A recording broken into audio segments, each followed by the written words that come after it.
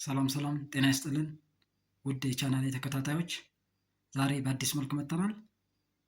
የስንዴው ስጉር ጀግና የሚለውን ቶፒክ ወይም አርዕስት እናያለን።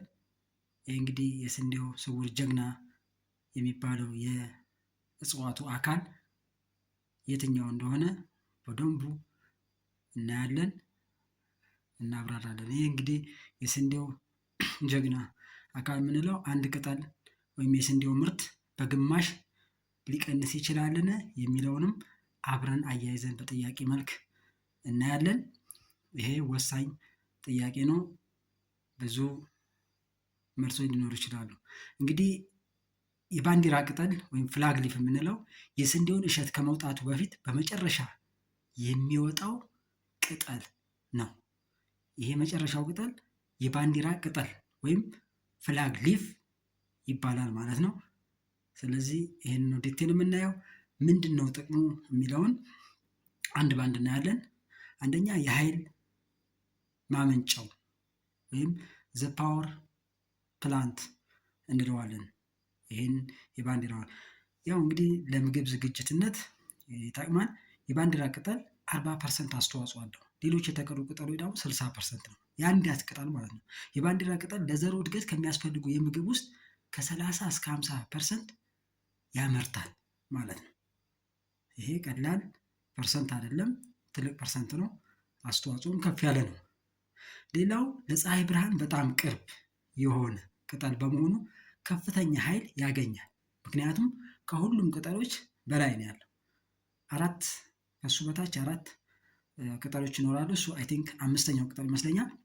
ስለዚህ ከላይ ስለሆነ ከፍተኛ አስተዋጽኦ አለው። ሁለተኛው ፈጣን የምግብ አቅርቦት አለው ማለት ነው። ዘ ፋስት ፉድ ሰፕላይ ነው። ይሄ የባንዲራ ቅጠል የምንለው ሁለተኛው አስተዋጽኦ ይህን ይመስላል። እንግዲህ ሌላው የምግብ ሽግግርነት፣ ለምግብ ሽግግርነት ይጠቅማል።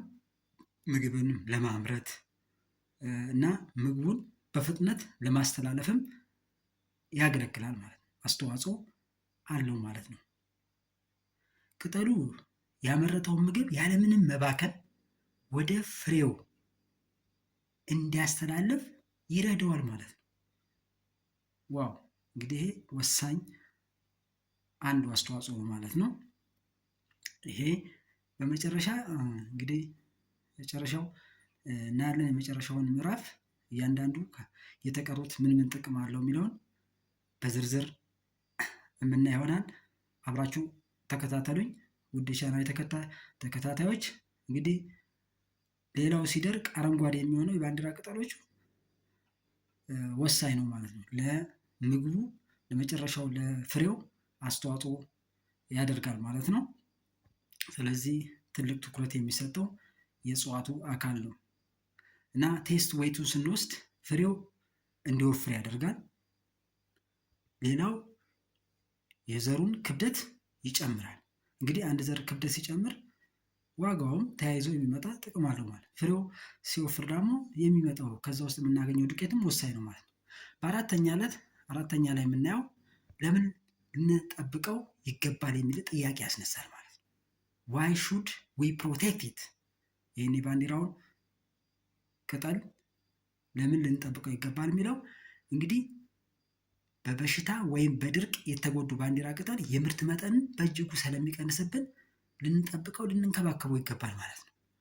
ይሄ ወሳኝ የእጽዋቱ አካል ነው ማለት ነው። 50%፣ ሌላው ደግሞ 50%ን ምርት ይቀንስብናል ማለት ነው። 50% ምርት ቀነሰብን ማለት ቀላል አይደለም። ትልቅ ምርት ብክነት ያመጣል ማለት ነው። ወይም ይልድ ሎስ ያስከትላል። ስለዚህ መንከባከብ አለብን። አጠቃላይ ተጽዕኖ ስናይ የምርት መጠንና የፕሮቲን መጠኑን ይቀንስብናል ማለት ነው። በስርዓት ይህን የባንዲራ ቅጠል ካልተንከባከብ ነው ማለት ነው።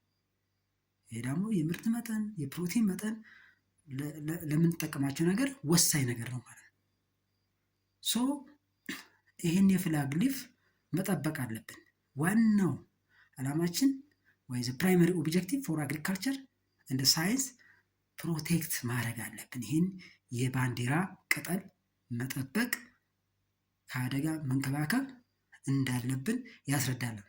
እንግዲህ በሚቀጥለው ጊዜ ዳቦ ስንበላ ስንመገብ ስለ ባንዲራ ቅጠል ምን ያስባሉ? አስበን እናውቃለን? ባንዲራ ቅጠል ምንድን ነው? ያው ብዙውን ጊዜ ፍሬው ላይ ዘሩ ላይ ምርቱ ላይ ነው የምንጠብቀው። ምርቱ ለምን ቀነሰብን የሚለውንም ከዛ ጋር አያይዘን ልንመለከተው ይገባል። አመሰግናለሁ።